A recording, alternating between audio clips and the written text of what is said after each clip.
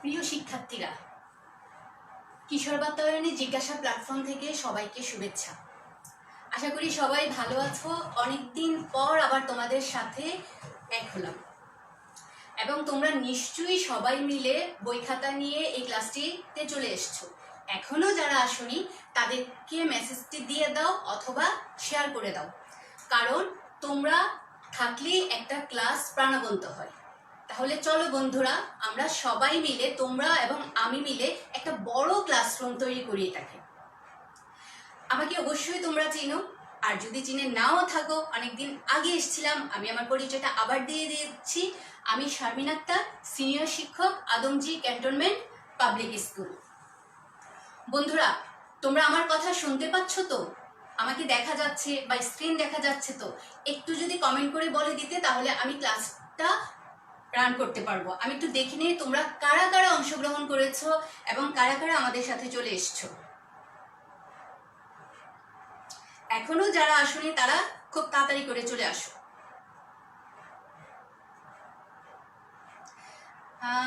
Thank you, অনেককেই দেখতে পাচ্ছি চলে আসছো, সবাইকে ধন্যবাদ। এখনো যারা আসোনি তারা চাইবো যে চলে আসো। আজকে আমরা একটা গুরুত্বপূর্ণ অধ্যায়ের অংশ নিয়ে কথাবার্তা বলবো এবং এই অধ্যায়টা খুবই ইম্পর্টেন্ট একটা অধ্যায় এবং সব ক্লাসেই তুমি পাবে। তুমি কলেজে গেলেও এটা পাবে এবং সব ক্লাসেই। Okay, Akhtar Chowdhury, thank you madam, আসসালামু আলাইকুম, আমাকে দেখা যাচ্ছে। তারপর ওকে, থ্যাংক ইউ। তাহলে আমরা কথা না বলে ক্লাসে চলে যাই। আজকের ক্লাসটিতে কিন্তু আমি তোমাদের ধৈর্যের পরীক্ষাও নিব, কারণ যেহেতু আমি যে অধ্যায়টা পড়াবো, আমি যখন যাব তখন অলরেডি জেনে গেছো কি পড়াবো। অধ্যায়ের এই টপিকটা অসম্ভব বিশাল একটা টপিক। আমি দেখতে চাই আমার সাথে আমার শিক্ষার্থীরা কতটুকু ধৈর্যের পরীক্ষা দিতে পারে। চলো তাহলে আমরা ক্লাসে চলে যাই। বন্ধুরা, এখানে তুমি কি দেখতে পাচ্ছ? এখানে তুমি কি দেখতে পাচ্ছ বলো তো?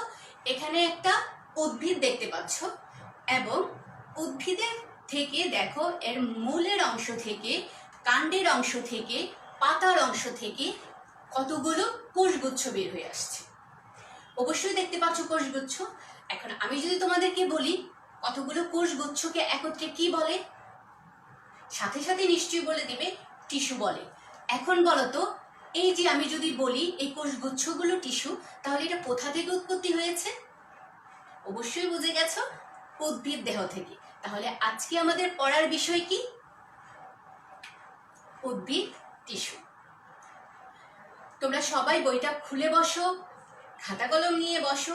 কিছু বিষয় থাকতে পারে সেগুলো দাগ দিয়ে ফেলতে পারবে। আসো, আজকের ক্লাসে আমরা কি পড়ব?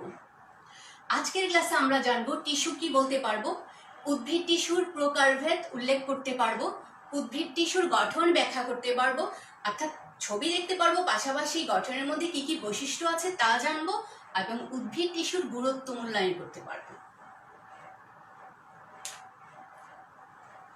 আচ্ছা, একটু আগে তোমাদেরকে একটা ছবি দেখিয়েছি, উদ্ভিদের ছবি। সেখানেও দেখেছো যে একগুচ্ছ কোষ বের হয়ে এসছে। এখানেও একটা ছবি দেখছো, দেখো এখানেও একগুচ্ছ মূল থেকে একগুচ্ছ কোষ, এখানেও একগুচ্ছ কোষ, এখানেও একগুচ্ছ কোষ। যদি বলি যে একটু ভালো করে লক্ষ্য করে দেখো, কোষগুচ্ছর যদি তুমি গঠনের কথা বলো, কিছুটা এক আছে, কিছু কিছু ক্ষেত্রে আবার কি আছে বলো তো, একটু ভিন্ন আছে। মূল থেকে বের হয়ে আছে এককোষী কোষ, কোষের গঠন এখানে কিছুটা মিল, এখানে কিছুটা মিল, আবার কখনো দেখা যাচ্ছে কিছুটা পরিবর্তনও আছে, তাই না? এখন আমি যদি তোমাদেরকে প্রশ্ন করি, এই যে উদ্ভিদের বিভিন্ন অংশ থেকে, অর্থাৎ উদ্ভিদের দেহের বিভিন্ন অংশ থেকে কোষগুচ্ছগুলো বের হয়ে আসছে, তাহলে বলো তো টিস্যু কাকে বলে? কি উত্তর দেবে? নিশ্চয়ই মাথার মধ্যে একটা উত্তর তৈরি হয়ে গেছে। আসো, তোমাদের উত্তরটার সাথে আমার উত্তরটা মিলিয়ে নিই। একই বা বিভিন্ন প্রকারের কোষগুচ্ছ একত্রিত হয়ে যদি একই কাজ করে এবং তাদের উৎপত্তিও যদি অভিন্ন হয়, তাকে উদ্ভিদ টিস্যু বলে। দেখো, আমার এই কথাটার মাঝে কি হচ্ছে বলতো? উদ্ভিদ টিস্যুর একটা সংজ্ঞা চলে আসছে। উদ্ভিদ টিস্যু এট এ গ্ল্যান্স একটা তুমি ধারণা পাচ্ছ। দেখো, একই বা বিভিন্ন প্রকারের একগুচ্ছ কোষ, কোষগুচ্ছগুলো একই হতে পারে বা বিভিন্ন প্রকারের হতে পারে, একত্রিত হয়ে তারা একই কাজ করবে, অর্থাৎ তাদের কাজের ধরনটা একই রকম থাকবে। আমি যখন তোমাদের এর বিশ্লেষণে যাব, তখন দেখবে যে বেশিরভাগ ক্ষেত্রে বিভিন্ন টিস্যুগুলো একই রকমের কাজ করে যাচ্ছে। এবং তাদের উৎপত্তিও যদি অভিন্ন হয়, দেখো অবশ্যই উদ্ভিদ টিস্যুর উদ্ভিদের ভিন্ন অংশ থেকে উৎপত্তি হয়েছে, তাকে উদ্ভিদ টিস্যু বলে। আমি আরেকবার একটু দেখে নেই বন্ধুরা আমাকে দেখতে পাচ্ছ কিনা এবং আমার কথা শুনতে পাচ্ছ কিনা। যেহেতু একটু লাইভ ক্লাস এবং তোমাদের সাথে আমার ইন্টারাকশন, তোমরা শুনতে পারলে, তোমরা বুঝলেই এই ক্লাসের সার্থকতা।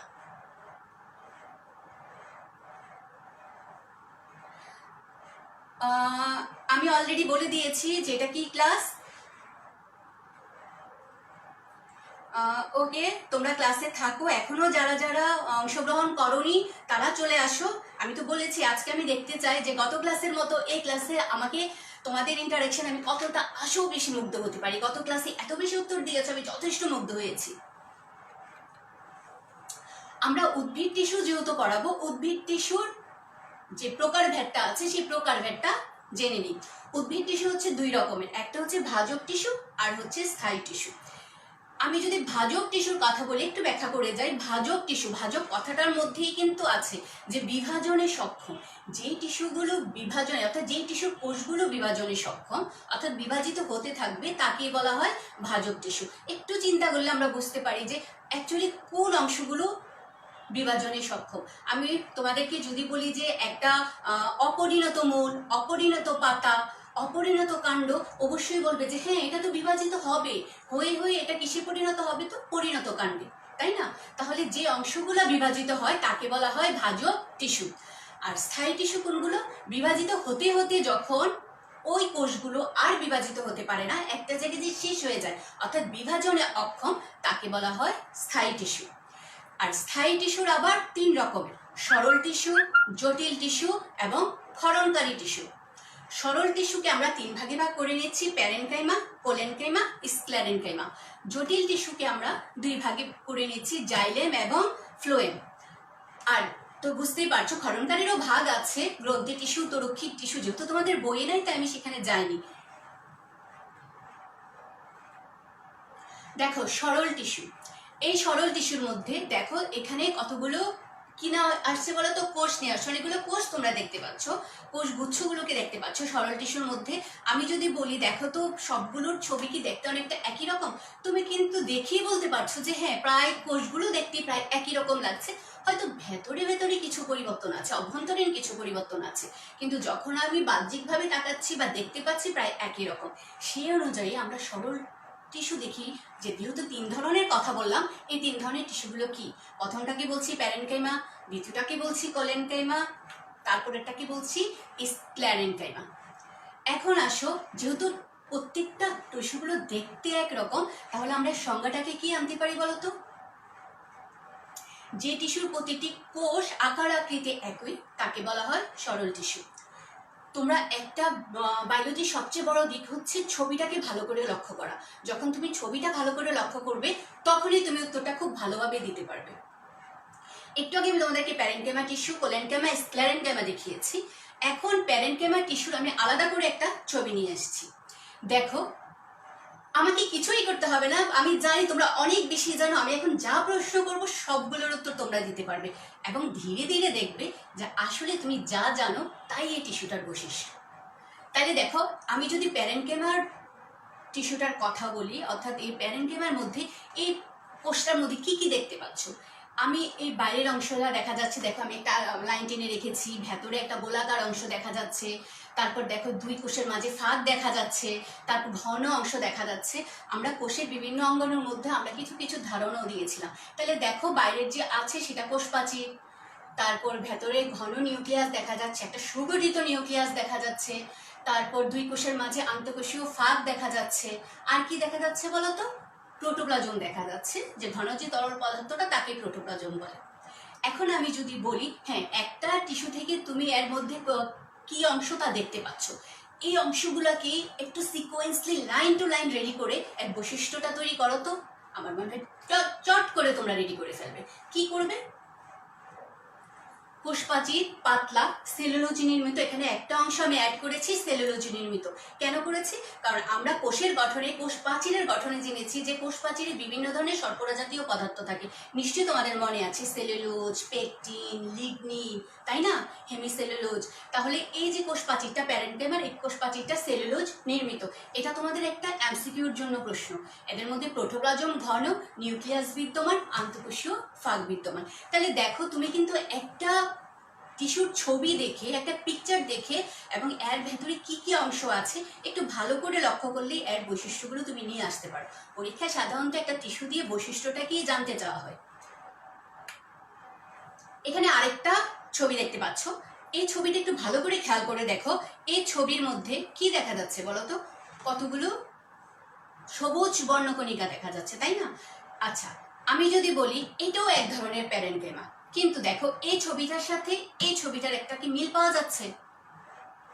কোষগুলো দেখতে প্রায় একই রকম, কারণ এটা গোলাকারও হতে পারে, বহুভুজাকারও হতে পারে। কিন্তু দেখো ভেতরের যখন অংশগুলো বলছি যে একটু সবুজ বর্ণকণিকা আছে, কখন সবুজ বর্ণকণিকা থাকে একটু বলো তো? কোনো কোষের মধ্যে সবুজ বর্ণকণিকা কখন থাকে? কেউ হয়তো উত্তর দিয়েও দিচ্ছ, কেউ হয়তো বলেও দিচ্ছ কি থাকে। হ্যাঁ, ঠিকই বলছো যে এর ভেতরে কি থাকে? ক্লোরোফিল থাকে। যখন এর ভেতরে ক্লোরোফিল থাকে তখন এর নাম হয়ে যায় কি বলতো? ক্লোরেনকাইমা। তাহলে দেখো ক্লোরোফিল যুক্ত প্যারেনকাইমা হচ্ছে কি বলতো? ক্লোরেনকাইমা। আরেকটা ছবি আমি দেখাচ্ছি। দেখো এখানে বড় বড় অনেকগুলো কোষ দেখতে পাচ্ছ। তারপর দেখো এই অংশটা, একটু হয়তো চিন্তা করছো যে ছবিটা এরকম কেন, ভেতরটা এরকম স্পঞ্জের মতো কেন? বিভিন্ন ধরনের জলজ উদ্ভিদ আছে। আমি যদি বলি কচুরিপানা, কখনো প্র্যাকটিক্যাল ক্লাসও করে থাকতে পারবে। কচুরিপানা, এটাকে যখন তুমি কাণ্ডটাকে ব্যবচ্ছেদ করা হয়, কাণ্ডটাকে আলাদা করা হয়, তখন এর ভেতরে এরকম অসংখ্য ক্ষুদ্র ক্ষুদ্র কি দেখা যায় জানো? ছিদ্র দেখা যায়। কেন ছিদ্রটা দেখা যায়? এর মধ্যে অনেক বায়ুকুঠুরি থাকে। আর এই বায়ুকুঠুরি থাকে বলেই কিন্তু ওরা কি করে বলতো? পানিতে ভেসে বেড়াতে পারে। দেখো তাহলে আমি ধরে নিচ্ছি যে এটাও আরেক ধরনের প্যারেনকেমা, এর ভেতরে বায়ুকুঠুরি আছে। তাহলে বায়ুকুঠুরি যুক্ত প্যারেনকেমাকে কি বলে? অ্যারেনকাইমা। তাহলে দেখো আমি প্যারেনকেমা থেকে দুই ধরনের আবার টিস্যু পেয়ে গেছি। একটা হচ্ছে ক্লোরেনকেমা, একটা হচ্ছে কি বলতো? অ্যারেনকেমা। অর্থাৎ আমরা বলে নিতে পারি যে প্যারেনকেমা টিস্যুরই দুইটা ভিন্ন রূপ আছে, একটা হচ্ছে ক্লোরেনকেমা, একটা হচ্ছে অ্যারেনকেমা। আশা করি তোমরা একটা টিস্যুর ছবি দেখে বাকি উত্তরগুলো মানে কিভাবে তৈরি করতে হবে বৈশিষ্ট্যটা জেনে গেছো, বা নিজে নিজে তৈরিও করতে পারবে। এখন দেখো এখানে আমি দুইটা টিস্যু নিয়ে এসেছি, নামগুলো আমি বলে দিচ্ছি। এটা হচ্ছে কোলেনকেমা আর এটা হচ্ছে কি বলতো? স্ক্লেরেনকেমা। এখন কিন্তু বন্ধুরা কাজটা তোমাদের, কারণ আমি একটা টিস্যু দিয়ে তোমাদেরকে বুঝিয়ে দিয়েছি যে শুধুমাত্র টিস্যুটাকে দেখে আমরা কিভাবে বুঝতে পারি যে কোষগুলো কেমন, এর বৈশিষ্ট্য কি আনতে চায়। কিছুই করতে হবে না, তুমি কোলেনকেমা থেকে আমাকে দুইটা বৈশিষ্ট্য যে যেটা পারো, অনেক স্টুডেন্টরা নিশ্চয়ই চলে আসছো, এখান থেকে আমি বলে দিব, তোমাদের সাথে আমি অংশগ্রহণ করব, এখান থেকে অ্যাটলিস্ট দুইটা বৈশিষ্ট্য বলে দাও তো, অথবা বলো তো এখানে কি থাকতে পারে। এইটাতে দেখে, এই টিস্যুটা দেখতে তুমি কেমন দেখছো, কোষগুলো কেমন, ভেতরে কিছু আছে কি, এর ভেতরে ঘন পদার্থটা কি কি কি আছে একটু বলো তো, আমি একটু দেখি কারা কারা খুব এক্সাইটেড ভাবে উত্তরটা দিচ্ছ। আমি একটু দেখতে চাই। আজকে ক্লাসটা যেহেতু জিজ্ঞাসা, কিছু তো তোমাদেরও আসতে হবে, তাই না? একজন দিয়েছে বায়োমেট্রি, ভেরি গুড। অ্যারেনকেমার উত্তর দিয়ে আসছো। তারপর আপন বলছো, অনেকে অনেক কিছু জিজ্ঞেস করছো, কে রেকর্ড করছে। আমি চাই ক্লাসটাকে এনজয় করো, ক্লাসটা নিয়ে প্রশ্ন করো। আচ্ছা, আমি জানতে যাচ্ছি এই কোলেনকেমার একটা কি দুইটা বৈশিষ্ট্য তুমি বলে দাও। কি হতে পারে একটা বা দুইটা বৈশিষ্ট্য? এর মধ্যে কি নিউক্লিয়াস আছে?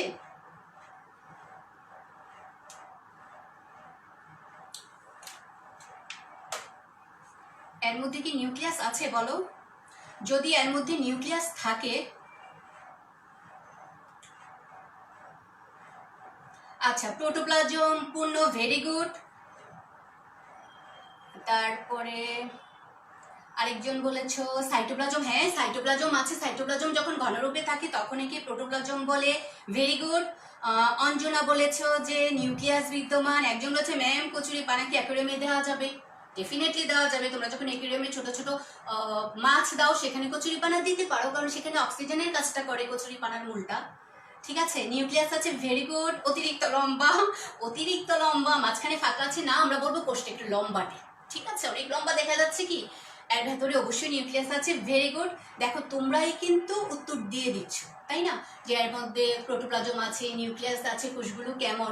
আমি আরেকটা কথা তোমাদেরকে বলেছিলাম, যখনই কোনো কিছু বলতে পারবে তখন বলে নিবে যে এর কোষপ্রাচীরটা কোন জাতীয় পদার্থ তৈরি।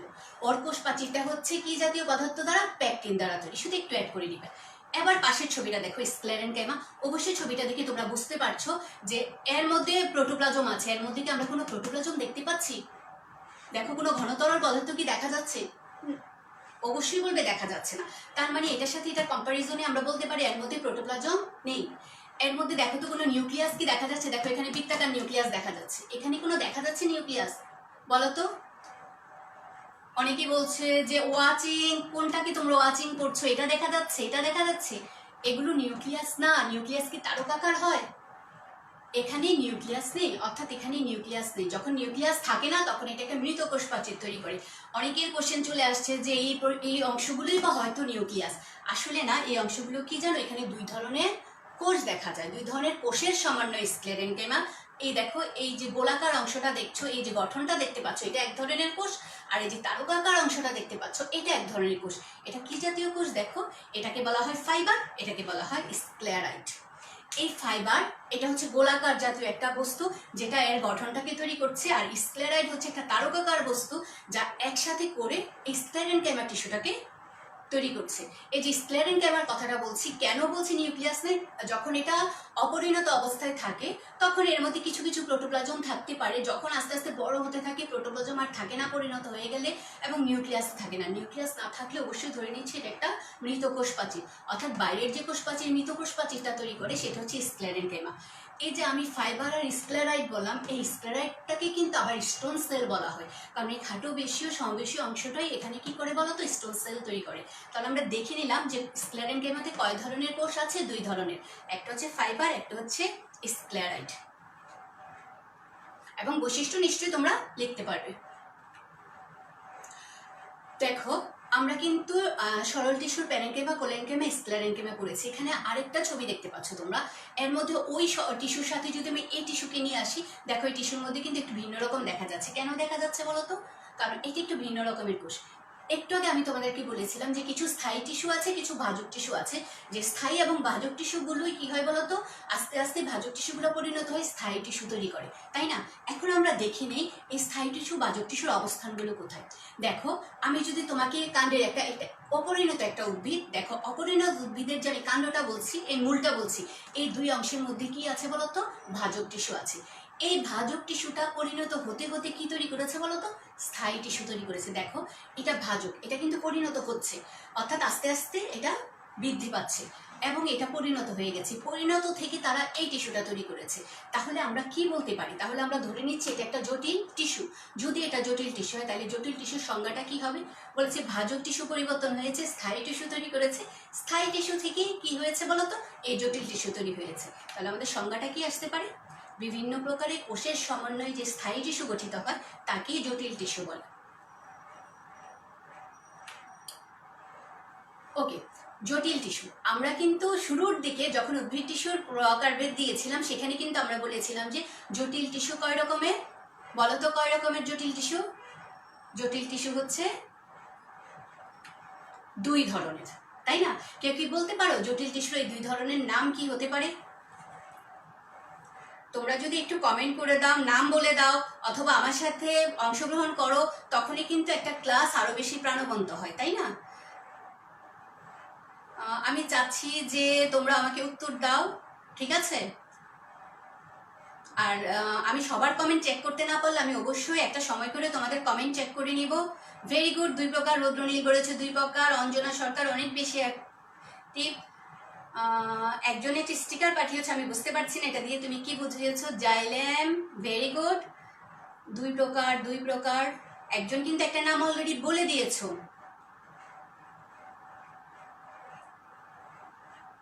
জাইলেম ও phloem, very good. Rudranil, xylem phloem, Nargis, Sajib, xylem phloem, very good. দেখো তোমরা কিন্তু নিজেরাই উত্তরটা বলে দিয়েছো। অর্থাৎ জটিল টিস্যু হচ্ছে দুই রকমের, একটা হচ্ছে জাইলেম আর একটা হচ্ছে ফ্লোয়েম। আর একটু ভালো করে খেয়াল করো তো, দেখো জাইলেম, এই জাইলেম টিস্যুটা দেখো মূল দ্বারা একটা পদার্থ পরে চলে যাচ্ছে, আর ফ্লুয়েমে দেখো উপর থেকে গাছের ওপর থেকে একটা অংশ নিচে নেমে আসছে, অর্থাৎ মূল দ্বারা মূলের সাহায্যে উদ্ভিদ কি গ্রহণ করে? অবশ্যই বলবে পানি, খনিজ লবণ। তাহলে জাইলেম টিস্যুর মাধ্যমে মূল দ্বারা পানি এবং খনিজ লবণ উদ্ভিদের সারা দেহ এবং পাতায় পৌঁছে দেয়। আর পাতায় তৈরি যে খাদ্য আছে সেই খাদ্যটা সে কি করে বলতো? সারা দেহে নিয়ে যায়। তাহলে দেখো জাইলেম এবং ফ্লুয়েমের কিন্তু তুমি স্পেসিফিক কাজ পেয়ে গেলে, মূল দ্বারা পানি টেনে তোলা এবং কি করা? পাতা থেকে খাদ্য। আচ্ছা, এখন যে আমি বললাম জাইলেম এবং ফ্লুয়েম, তাই না, ওরা কি করছে বলতো? খাদ্য পরিবহনের কাজ করছে। আমি একটু ঘুরিয়ে বলি, জটিল টিস্যু, দুই ধরনের পরিবহন টিস্যু দ্বারা গঠিত, একটা জাইলেম একটা ফ্লুয়েম। এই দুইটা টিস্যু পরিবহনের কাজ করে। তাহলে এখানেও তোমাকে একটা প্রশ্ন আসতে পারে, জটিল টিস্যুকে কেন পরিবহন টিস্যু বলা হয়, অথবা জাইলেম বা ফ্লুয়েম মিলে কিভাবে একটা পরিবহন কোষগুচ্ছ তৈরি করে বা টিস্যু তৈরি করে? এটাও একটা প্রশ্ন হতে পারে, এটা একটা অনুধাবন প্রশ্ন হতে পারে। আমরা যেহেতু জাইলেম ফ্লুয়েম বলছি, এখন জাইলেমটাকে আমাদের জানতে হবে। একটা উদ্ভিদকে যখন আমরা প্রস্তুচ্ছেদ করি, উদ্ভিদের কাণ্ডের প্রস্তুচ্ছেদ করলে দেখো কাণ্ডটা এরকম হয়। এটা কিন্তু আমি বলছি না যে একটা পরিণত কাণ্ড। দেখো এটা একটা একটা আগ জাতীয় বৃক্ষ, একটা পরিণত একটা কাণ্ড না, একটা অপরিণত কাণ্ড। দেখো এই কাণ্ডটাকে প্রস্তুচ্ছেদ করার পরে এখানে দেখো এক গুচ্ছ কোষ বের হয়ে আসছে, মাঝখানে একটা বৃত্তাকার অংশ দেখতে পাচ্ছ, যেখানে দেখো এক স্তর বিশিষ্ট একটা কি আছে বলতো? কোষের স্তর আছে। একে আমরা কি বলি? এটা এক ধরনের ভাজক টিস্যু। এটাকে আমরা কি বলি? প্রোকেম্বিয়াম। অ্যাকচুয়ালি প্রোকেম্বিয়াম কি জানো? এটা হচ্ছে একটা প্রাথমিক জাইলেম। যখন অপরিণত অবস্থায় কোনো কাণ্ড থাকে তখন এটা প্রোকেম্বিয়াম অবস্থায় থাকে। এই প্রোকেম্বিয়াম থেকেই কি হয় জানো? দেখো এই প্রোকেম্বিয়ামটাই আস্তে আস্তে বিভাজিত হতে থাকে। বিভাজিত হতে হতে কি তৈরি করে? দেখো বিভাজিত হতে হতে একটা পরিণত কাণ্ড তৈরি করে, যে কাণ্ডটা দেখতে এরকম হয়। যখন এই কাণ্ডটা বলে তখন এই অংশটাকে বলা হয় মেটাজাইলেম, এই অংশটাকে বলা হয় প্রোটোজাইলেম। তাহলে আমরা ধরে নিতে পারি যে জাইলেমটা কি হচ্ছে? প্রাথমিক জাইলেমটা দুই রকম, একটা হচ্ছে কি বলতো? মেটাজাইলেম, একটা প্রোটোজাইলেম। মেটাজাইলেমটা কোথার দিকে থাকে? পরিধির দিকে থাকে, সরি কেন্দ্রের দিকে থাকে, আর প্রোটোজাইলেমটা পরিধির দিকে থাকে। দেখো মেটাজাইলেমের কোষগুলো কিন্তু বড় বড়, এগুলো কিন্তু পরিণত হয়ে গেছে অনেকটা। আর এগুলো যত বিভাজিত হতে থাকবে ততই কাণ্ড কি হবে বলতো? দৈর্ঘ্যপ্রস্থে বাড়তে থাকবে। আমাদের প্রশ্ন আসতে পারে প্রোকেম্বিয়াম থেকে কেম্বিয়াম তৈরি হয়, অর্থাৎ কেম্বিয়াম হচ্ছে এক ধরনের ভাজক টিস্যু যার এক স্তর থাকে জাইলেম, এক স্তর থাকে ফ্লুয়েম। এই কেম্বিয়াম এক স্তর বৃদ্ধি পায়, জাইলেম এক স্তর হয়, ফ্লুয়েম এক স্তর হয়। এভাবে করে জাইলেম এবং ফ্লুয়েম তৈরি হয়। তাহলে নিশ্চয়ই বুঝে গেছো যে একটা জটিল টিস্যু কিভাবে তৈরি হয় এবং সেখান থেকে জাইলেমটা কিভাবে তৈরি হয়। এই হচ্ছে আমাদের এট এ গ্ল্যান্স একটা জাইলেম টিস্যু। এই জাইলেম যদি বলি, এই জাইলেম টিস্যুটা 4 ধরনের উপাদান অথবা 4 ধরনের কোষ দ্বারা তৈরি। 4 ধরনের কোষ হতে পারে অথবা 4 ধরনের হতে পারে। কি কি দেখো? এই অংশটাকে বলা হচ্ছে ট্রাকিড, এই অংশটাকে বলা হচ্ছে ভেসেল, এটাকে বলা হচ্ছে জাইলেম প্যারেনকেমা, আর বলা হচ্ছে জাইলেম ফাইবার। অর্থাৎ 4 ধরনের উপাদান বা 4 ধরনের কোষ দ্বারা তৈরি। তোমরা কিন্তু লিখতে যেও না যে জাইলেম টিস্যু 4 প্রকার, আসলে 4 ধরনের কি দ্বারা তৈরি? উপাদান বা কোষ দ্বারা তৈরি। ট্রাকিডটা দেখো দেখতে কেমন, ভেসেলটা দেখো কেমন, জাইলেম প্যারেনকেমাটা দেখো, জাইলেম ফাইবারটা দেখো। আমরা যদি ট্রাকিডের কথা বলি, অর্থাৎ এই অংশটা হচ্ছে ট্রাকিড। অ্যাকচুয়ালি ট্রাকিডটা দেখতে কেমন? ট্রাকিডটা দেখতে দেখো কিরকম, একটু যদি ট্রাকিডের কথা আমরা বলি বা ছবিটা দেখি, ট্রাকিডটা দেখতে এরকম। এই ট্রাকিডের মধ্যে দেখো ট্রাকিড কোষগুলো লম্বা এবং প্রান্তদ্বয় হচ্ছে সরু। তুমি ছবি দেখেও বুঝতে পারছো। এর ভেতরে দেখো কি আছে বলতো? নিউক্লিয়াস দেখা যাচ্ছে কিনা, এর মধ্যে প্রোটোপ্লাজম দেখা যাচ্ছে কিনা, এই অংশটা দিতে পারো। তারপর দেখো বলছে ট্রাকিডের প্রাচীরের পুরুত্বের উপরে, যদি ট্রাকিডের প্রাচীরের পুরুত্ব করি, ট্রাকিডটাকে 4 ধরনের দেখা যায়। পুরুত্বের উপর ভিত্তি করে এইটা হচ্ছে 4 রকমের। কি কি বলতো? একটা হচ্ছে এই অংশটাকে বলা হচ্ছে বলাইকার, দেখো গোল গোল অংশ বলয়ের মতো। এই অংশটাকে বলা হচ্ছে সর্পিলাকার, স্পাইরাল করে আছে। এই অংশটাকে বলা হচ্ছে মই আকার, এই অংশটাকে বলা হচ্ছে কূপ আকার। কখন হয়? প্রাচীরের লিগনিন জমে। এটা 4 ধরনের কোষে পরিণত হয়, 4 ধরনের। কারণ সব উদ্ভিদের সব জায়গায় মধ্যেই তুমি জাইলেম পাবে। আরোহী উদ্ভিদ বলো, গুপ্তবীজী বলো, ব্যক্তবীজী উদ্ভিদ বলো, তাহলে উদ্ভিদের ধরন বলেই কিন্তু এর কাণ্ডের গঠনটা হবে। আর এই গঠনটা হয় বলেই এটা বিভিন্ন রকমের হয়ে থাকে। এই একটা অংশ তোমরা দাগ দিয়ে রাখতে পারো, এটা তোমাদের এমসিকিউর জন্য আসে। যাইলে এখন আসো ট্রাকিড কোন কোন উদ্ভিদে দেখতে পাওয়া যায়। আমরা দ্বিবীজপত্রী উদ্ভিদ বলি, আমরা নগ্নবীজ উদ্ভিদ বলি, আমরা ফার্নবর্গীয় উদ্ভিদ বলি, এইসব জায়গায়ও ট্রাকিড দেখতে পাওয়া যায়। এরপর আসো ভেসেল।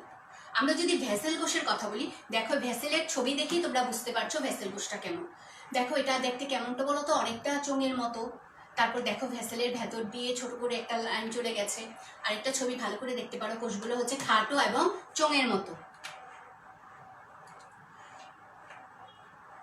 আমি যদি ভেসেলের কথা বলি, ভেসেলও 4 রকমের কি দেখা যায় বলতো, কোষ দেখা যায়, এবং টাকিদের মতো ভিন্ন রকমের পুরো হয়। এবং তোমরা নামগুলো বলে দিতে পারবে, এগুলো কি কি নাম অবশ্যই বলতে পারবে কি, এবং কোন কোন উদ্ভিদে দেখা যায়। দেখো এটাও দ্বিবীজপত্রী, এবং এটা নিটাম জাতীয় উদ্ভিদ আছে, সেই উদ্ভিদের মধ্যেও দেখা যায় ভেসেল। এবার আসো, আমি এখানে আরেকটা ছবি দিয়ে আসলাম। একটাকে বলা হচ্ছে জাইলেম প্যারেনকামা, আরেকটাকে বলা হচ্ছে জাইলেম ফাইবার। আমরা যখন সরল টিস্যুটা ভালো করে জানবো, তখন বাকি টিস্যুগুলো আমাদের জন্য খুব ইজি হয়ে যাবে। জাইলেম প্যারেনকামা, দেখো এখান থেকে যে অংশটা বের হয়ে আসছে, টিস্যুটার দিকে তোমরা খেয়াল করো, এই কোষগুলোর দিকে খেয়াল করো, তাকে বলা হচ্ছে জাইলেম প্যারেনকামা। এই কোষটা দেখতে কেমন, এইটা দেখতে কেমন, এটার উপর ডিপেন্ড করে জাইলেম প্যারেনকামা। মাথার মধ্যে আনো যে প্যারেনকামা কোষগুলো কেমন, এই কোষের মধ্যে কি কি আছে, এই কোষের বৈশিষ্ট্যগুলো যদি তুমি তুলে দাও, তাও তোমার জাইলেম প্যারেনকামার বৈশিষ্ট্য হয়ে যাবে। আমি চাচ্ছি যে আমি 2টা ট্রাকিড ভেসেল তোমাদেরকে বুঝিয়েছি, এই 2টার বৈশিষ্ট্য তোমরা আমাকে বলো। আমি যদি জাইলেম ফাইবারের কথা বলি, এটা হচ্ছে এক ধরনের স্ক্লেরেনকেমা জাতীয় কোষ। স্ক্লেরেনকেমা জাতীয় কোষগুলো কেমন তাও তুমি জানো। এখন এই 2টা দেখে আমাকে অ্যাটলিস্ট 2টা করে বৈশিষ্ট্য বা 2টা করে মানে কি আছে কি নেই, এই 2টা অংশ আমি চাচ্ছি বন্ধুরা তোমরা আমার সাথে উত্তরটা দিয়ে দাও, আমি একটু দেখতে চাই। আর যদি কোনো কোশ্চেন থাকে আমাকে করতে পারো। জাইলেম প্যারেনকেমা, ভেরি গুড, একজন দিয়েছে। নিটাম, ছবিটা দেখিয়ে সাথে সাথে উত্তর দিয়ে দিতে পেরেছো।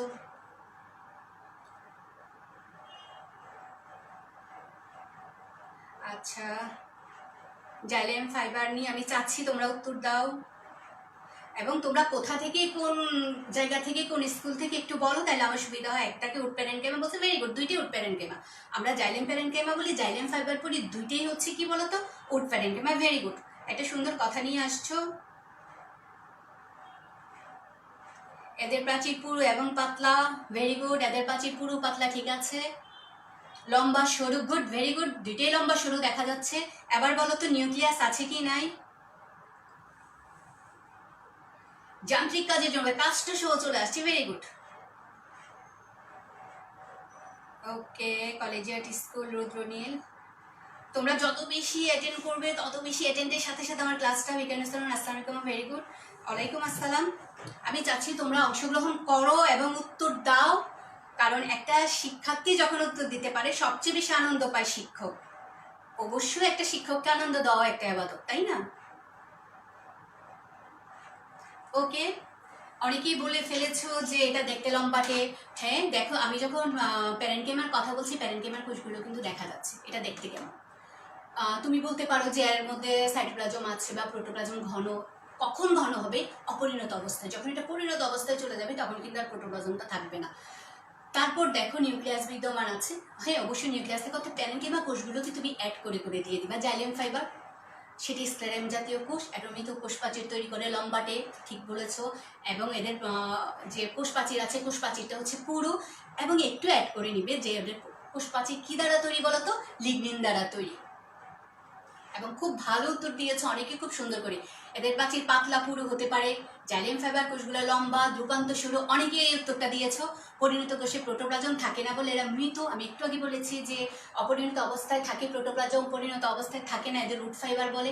আমি কোশ্চেন করার আগেই একজন উত্তর দিয়ে দিয়েছো উড ফাইবার, শুধু তাই না, একজন একটা কাজও বলে দিয়েছো, যান্ত্রিক কাজ করে। ভেরি গুড, তার মানে তোমরা বাসায় স্টাডি করো। আচ্ছা, এখন দেখো আমরা আরেকটা ছবি দেখছি। এখানে দেখো একটা কি দেখা যাচ্ছে বলো তো, দেখা যাচ্ছে অর্থাৎ পাতায় তৈরি যে একটা খাদ্য আছে, যে খাদ্যটা টিস্যুর মাধ্যমে সারা দেহে প্রবাহিত হয়, তাকে বলা হয় ফ্লুয়েম টিস্যু।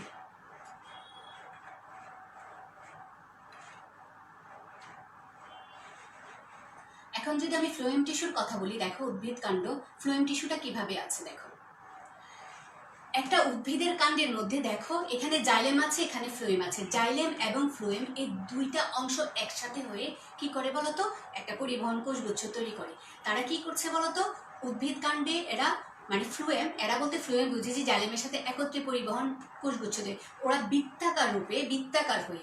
অর্থাৎ কিছু কিছু উদ্ভিদ আছে, দ্বিবীজপত্রী উদ্ভিদে জাইলেম ফ্লুয়েম একত্রে থাকে, কিছু কিছু উদ্ভিদে একত্রে নাও থাকতে পারে। আবার কিছু কিছু উদ্ভিদের মধ্যে প্রথমে মাঝখানে ক্যাম্বিয়াম থাকবে, ওপরে থাকবে জাইলেম, তারপর ভেতরে থাকবে ফ্লোয়েম, এভাবেও থাকতে পারে। তবে বেশিরভাগ ক্ষেত্রে দ্বিবীজপত্রী উদ্ভিদের কাণ্ডে তারা বৃত্তাকার রূপে একসাথে থাকে এবং পরিবহনের কাজ করে। একদম মূল থেকে পাতা পর্যন্ত প্রতিটা অংশের মধ্যেই জাইলেম ফ্লোয়েম থাকবে, কারণ দুইটা অংশে পরিবহনের কাজ করে এবং এই জাইলেম ফ্লোয়েমকে এই জন্য পরিবহন গুচ্ছ বলা হয়। দেখো এই হচ্ছে একটা ফ্লোয়েম টিস্যু। এই ফ্লোয়েম টিস্যুর মধ্যে দেখো এটা একটা প্রস্থচ্ছেদের ছবি। কি কি আছে? সিপ্লেট, সিবনল, সঙ্গীকোষ, ফ্লোয়েম প্যারেনকেমা। বারবার বলেছি প্রত্যেকটা টিস্যুর সাথে প্রত্যেকটা টিস্যুর একটা সুন্দর সম্পর্ক আছে এবং প্রত্যেকটার সাথে প্রত্যেকটার বৈশিষ্ট্যেরও মিল আছে। এই একটা ফ্লোয়েম টিস্যু, এর মধ্যে দেখবা যে প্রত্যেকটার বৈশিষ্ট্য তুমি পাচ্ছ, এর মধ্যে থেকে তুমি বুঝতে পারবা যে এটা হচ্ছে সিপ্লেট, এটা হচ্ছে আমাদের সঙ্গীকোষ, এটা হচ্ছে সিবনল। এবার দেখো ফ্লোয়েমে 4 ধরনের কোষ দেখা যায়। যদি 4 ধরনের কোষ বলি, 4 ধরনের কোষের নামগুলো দিচ্ছে, এটাকে সিবকোষ বলছে, এটাকে সঙ্গীকোষ বলছে, এটাকে ফ্লোয়েম প্যারেনকেমা, আর এটা হচ্ছে কি বলতো ফ্লোয়েম ফাইবার। বন্ধুরা এখন তোমরা এই ছবিগুলো দেখে দেখে দেখো উত্তরগুলো তোমরা নিজেরাই বলতে পারছো। কিভাবে বলতে পারছো? আমি যদি সিবকোষের কথা বলি, দেখো আমি কিন্তু এখানে কোষ বলেছি, এখানে কোষ বলার পরও এখানে দেখো মাঝখানে একটা অংশ দেখা যাচ্ছে, উপরে একটা অংশ, নিচে একটা অংশ, অর্থাৎ দুইটা সিবকোষ একত্রিত হয়ে সিবনল তৈরি করেছে। তোমাদের সিবকোষ দেওয়া হয়েছে, অর্থাৎ দুইটা সিবকোষ বা একের অধিক সিবকোষের সিবনলের মতো তৈরি করে। এর উপরে দেখো একটা ছোট ছোট ছিদ্রযুক্ত অংশ দেখা যাচ্ছে, যেটাকে বলা হয় চালনির মতো অংশ। কেন? কারণ আমরা জানি যে মূলে বলো, কাণ্ডে বলো, পাতায় বলো, সব জায়গার মধ্যে একসাথে থাকে জাইলেম ফ্লুইড। তাহলে খাদ্যটা কি হয় বলো তো, নলের মতো নিচের দিকে নেমে আসে এবং কি হয়, মূল দ্বারা পানিটাও, খাদ্য তৈরি করার জন্য পানিটাও কি হয় বলো তো, এই নলের মাধ্যমে চলে আসে। এখান থেকে আরো একটা সিবকোষ তৈরি হতে পারে আশেপাশে খাদ্য যাওয়ার জন্য। এই ছবিটা দেখলেও তোমরা বলতে পারো যে এর মধ্যে এটা দেখতে কেমন, এটা কি পুরু প্রাচীর যুক্ত কিনা, এর মধ্যে কি কি আছে, সিবকোষে কি আছে, এর মধ্যে কি প্রোটোপ্লাজম দেখা যাচ্ছে, এর মধ্যে কি তোমরা কোনো নিউক্লিয়াস দেখতে পাচ্ছ? দেখো তো কোনো নিউক্লিয়াস কি এখানে দেখা যাচ্ছে ঘন গোলাকার? অবশ্যই বলবেন না। তাহলে দেখো এই ছোট ছোট বিষয়গুলোকে একসাথে করেও তুমি বৈশিষ্ট্য করতে পারো। এরপর আসে সঙ্গীকোষ। খেয়াল করে দেখো ওই মাঝখানের যে অংশটাই গেছি, মাঝখানের যে অংশটা দেখা যাচ্ছে, এটা কিন্তু তোমার সিবনল, নলের পাশে যে অংশগুলো দেখতে পাচ্ছ সেটাই হচ্ছে তোমার সঙ্গীকোষ। প্রত্যেকটা সিগন্যালের পাশে কি থাকে বলতো, সঙ্গীকোষ। একটু সঙ্গীকোষে খেয়াল করে দেখো তো, এখানে প্রোটোপ্লাজম আছে, এখানে কি আছে, নিউক্লিয়াসও আছে। এবং সাধারণত দেখা যায় এই সিগন্যালের কাজটাকেই কি করে বলতো, এই সঙ্গীকোষ নিয়ন্ত্রণ করে। এটাও এক ধরনের প্যারেনকেমা জাতীয় কোষ, কোষগুলো দেখলেও বুঝতে পারছো। ফ্লোয়েম প্যারেনকেমা, এটার উত্তর আমাকে বলতে হবে না, তোমরা নিজেরাই বলে ফেলতে পারবে ছবিগুলো দেখে যে ফ্লোয়েম প্যারেনকেমা। এই ফ্লোয়েনকেমারের বৈশিষ্ট্যগুলো কি হতে পারে? অনেকে হয়তো দিয়েও দিচ্ছ বৈশিষ্ট্যগুলো কি কি। ফ্লোয়েম ফাইবার, এটাও একটা স্ক্লেরেনকেমা জাতীয় কোষ, এটা একটা প্যারেনকেমা জাতীয় কোষ। একবারে শুরুতে আমরা যে সরল টিস্যু পড়েছি, আসলে কি জানো, উদ্ভিদের এই সরল টিস্যুগুলো বিভাজিত হতে হতে আমাদের জাইলেম ফ্লোয়েম তৈরি করে। কোনো একটা স্টুডেন্ট যদি খুব ভালো করে সরল টিস্যুটা জেনে নাও যে জাইলেম প্যারেনকেমা কেমন, কোলেনকেমা কেমন, স্ক্লেরেনকেমা কেমন, সেই অংশটাকে মাথায় নিয়েও তুমি যে কোনো উত্তরটা তুমি রেডি করে দিতে পারো, বৈশিষ্ট্যগুলো তোমরা দিয়ে দিতে পারো। তাহলে ফ্লোয়েমের যে 4 ধরনের কোষ এবং ছবি দেখে নিশ্চয়ই তোমরা কি করতে পারবে বলো তো, বৈশিষ্ট্যগুলো অবশ্যই বলতে পারবে। আমি যদি আর দুইটার মধ্যে পার্থক্য করতে পারি, অবশ্যই পার্থক্য করতে পারবে এবং অবশ্যই ছবিগুলো ভালো করে খেয়াল করবে। কারণ তোমাদের যখনই কোনো প্রশ্ন আসবে পরীক্ষাতে, ছবি তুলে দিবে, ছবি থেকে তোমাকে বলবে এই দুইটার মধ্যে পার্থক্য করো, এর বৈশিষ্ট্য লিখো, এভাবে বলবে।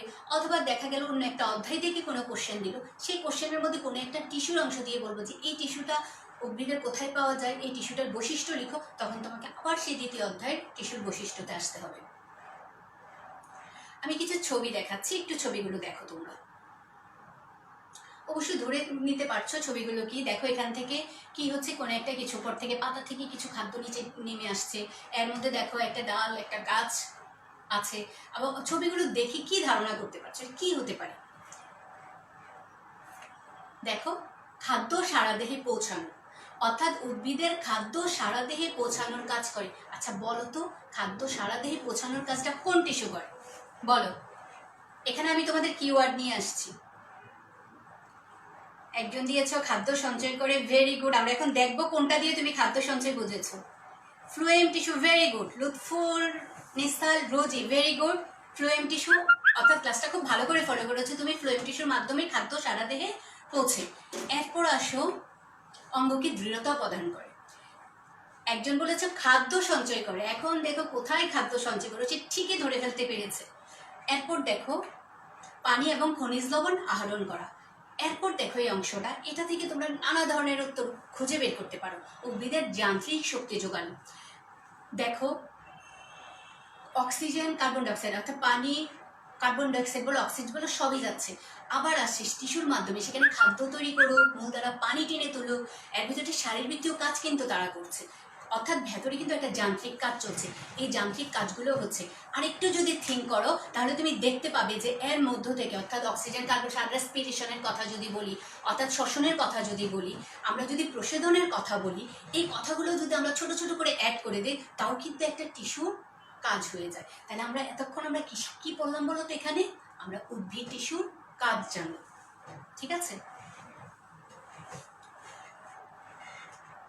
ক্লাসটা জানি না তোমাদের কেমন লেগেছে। আমাকে একটু দৌড়াতেও হয়েছে, যেহেতু ক্লাস আমি চাচ্ছিলাম না মনোটোনাস হও। তোমরা যতটুকু সম্ভব শর্ট করে তৈরি করেছি, তোমরা অনেক সুন্দর অংশগ্রহণ করেছো। আমরা পুরো ক্লাসটা করে ফেলেছি, এখন একটু গেম খেলি তোমাদের সাথে, একটু আমরা জড়তা ভাঙি। এতক্ষণ ধরে খুব সুন্দর সুন্দর উত্তর দিয়েছো, চাচ্ছি যে এবার উত্তরগুলো তোমরা দাও। একদম সহজ প্রশ্ন, কোনো পড়া জিজ্ঞেস করার কথা বললে তোমরা ভয় পেয়ে যাও, কি জানি প্রশ্ন, কিন্তু আমি জানি আমার স্টুডেন্টরা ভয় পাচ্ছে না। ওকে, স্থায়ী টিস্যু কত প্রকার? আমি একটা জ্ঞানমূলক কথা বলে আমি কুইজ এনেছিলাম, আমি চাই তোমরা আনসার করো। স্থায়ী টিস্যু কত প্রকার? তোমাদেরকে আমি বেশিক্ষণ ধরে রাখবো না বন্ধুরা, ছেড়ে দিব। ঠিক আছে, মোটেও ধরে রাখবো না, তোমরা শুধু আমার সাথে করো। এতক্ষণ তোমাদের ক্লাস নিয়েছে, আমি চাচ্ছি তোমরা এখন আমার সাথে একটু অংশগ্রহণ করো এবং এই উত্তরগুলো দাও।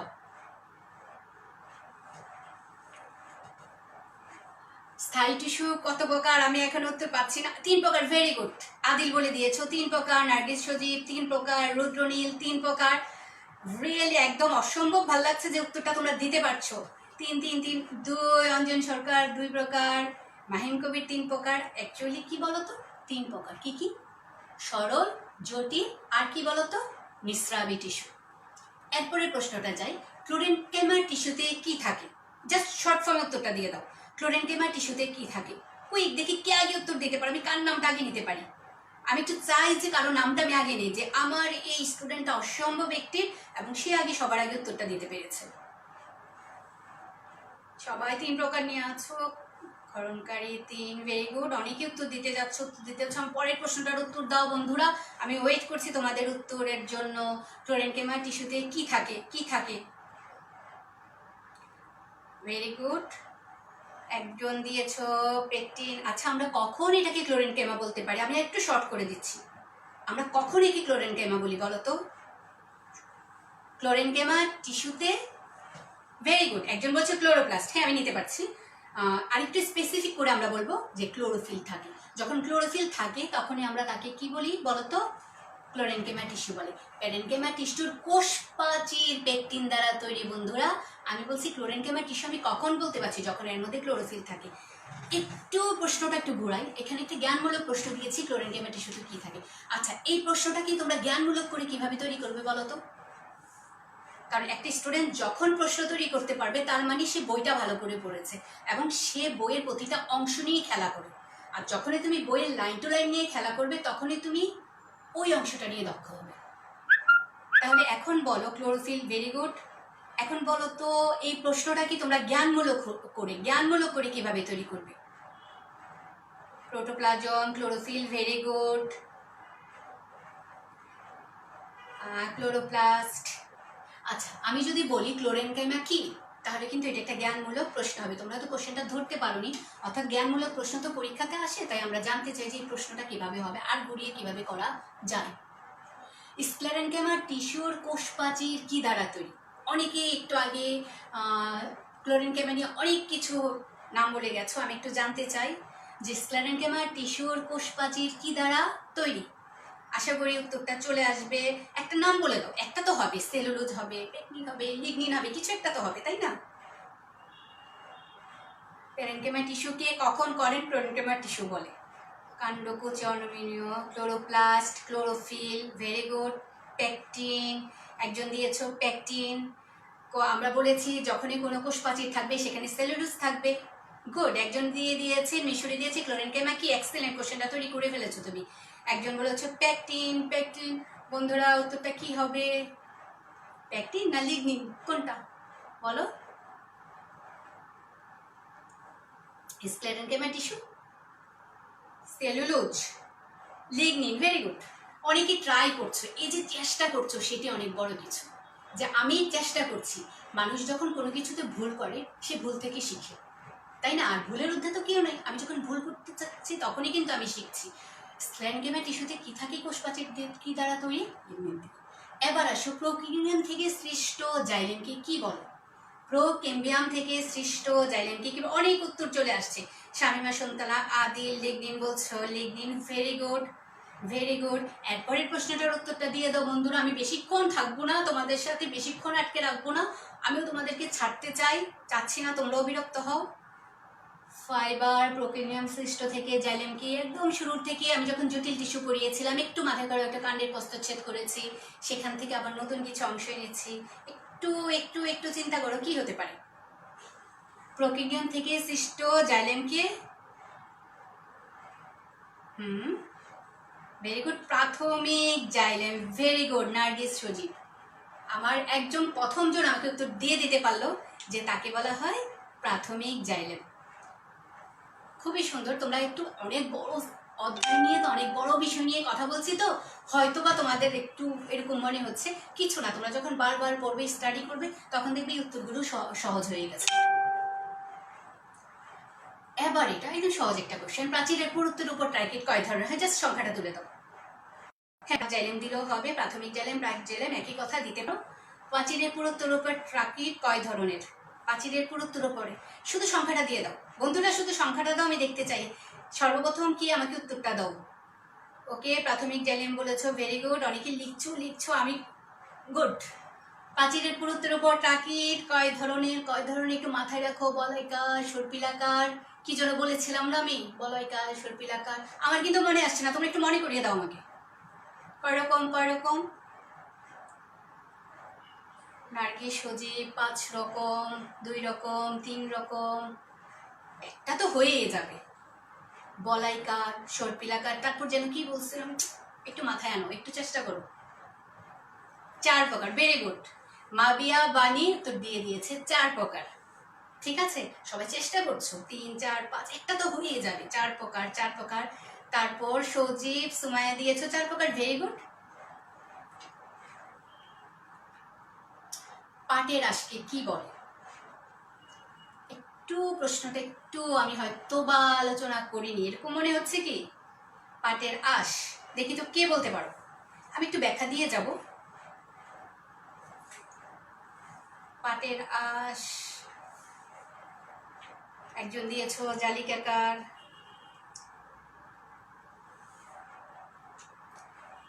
পাটের আঁশকে বলা হয় বাস্ট ফাইবার, কারণ প্রাথমিক অবস্থায় একরকম থাকে, এটা যখন গৌণ বৃদ্ধি হতে থাকে তখন বাইরে একটা কি হয় যেন আঁশের তৈরি করে। এটাও এক ধরনের ফ্লোয়েম ফাইবার, যার ফলে পাটের আঁশকে বলা হয় বাস্ট ফাইবার। এটা তোমাদের একটা অনুধাবন প্রশ্ন হতে পারে যে পাটের আঁশকে বাস্ট ফাইবার বলা হয় কেন? ফ্লুয়েম টিস্যুর প্রধান কাজটি বলে, একদম প্রধান কাজটি শুরুর দিকে আমি 2টা পিকচার দেখিয়েছিলাম সেটার উপর থেকে প্রধান কাজটি। Very good, bast fibre. একজন উত্তর দিয়ে দিয়েছো, বাস্ট ফাইবার। ফ্লুয়েম টিস্যুর প্রধান কাজটি কি? ফ্লুয়েম টিস্যু কোথায় থাকে? মূল থেকে পাতা পর্যন্ত থাকে, এবং কোন অংশটায় থাকে? Bast fibre. Very good Marjia Mishri, bast fibre বলেছো। ফ্লুয়েম টিস্যুর প্রধান কাজটি কি?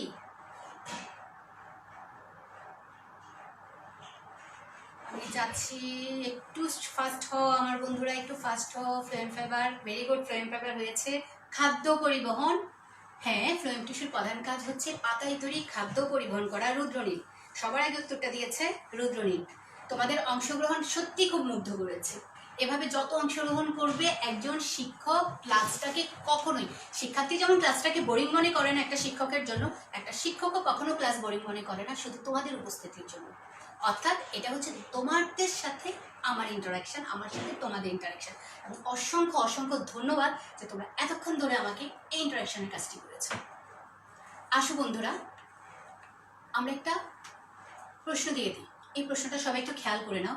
এটা হচ্ছে এক ধরনের, আমি জাস্ট একটা ধারণা দিয়ে গেলাম, এরকম প্রতিটা অংশ থেকেই তোমার একটা সৃজনশীল প্রশ্ন হতে পারে। 2টা টিস্যু দেখতেই পাচ্ছ তোমরা, যেটা কোন ধরনের টিস্যু, এবং এর মধ্যে ফ্লুয়েম টিস্যু কি সংজ্ঞা দিয়েছি, জটিল টিস্যুকে পরিবহন টিস্যু বলা হয় কেন তাও বলে দিয়েছি।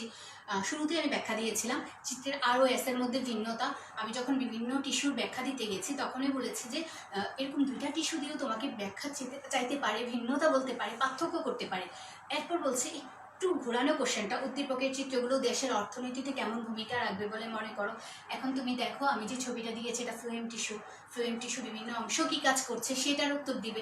অথবা বলতে পারে উদ্দীপকের টিস্যুগুলো কোন ধরনের গুরুত্ব উদ্ভিদের জন্য কতটা গুরুত্ব বহন করে। সেই ক্ষেত্রে আমি যে উদ্ভিদ টিস্যুর কাজগুলো দিয়েছি সেই কাজগুলোর কিওয়ার্ড তুলে তুলে তোমরা শুধুমাত্র ব্যাখ্যা করে যাবে, তাহলেও কিন্তু হয়ে যাবে। এই ধরনের চিত্র দিয়ে দিয়ে তোমরা প্রশ্ন তৈরি করবে।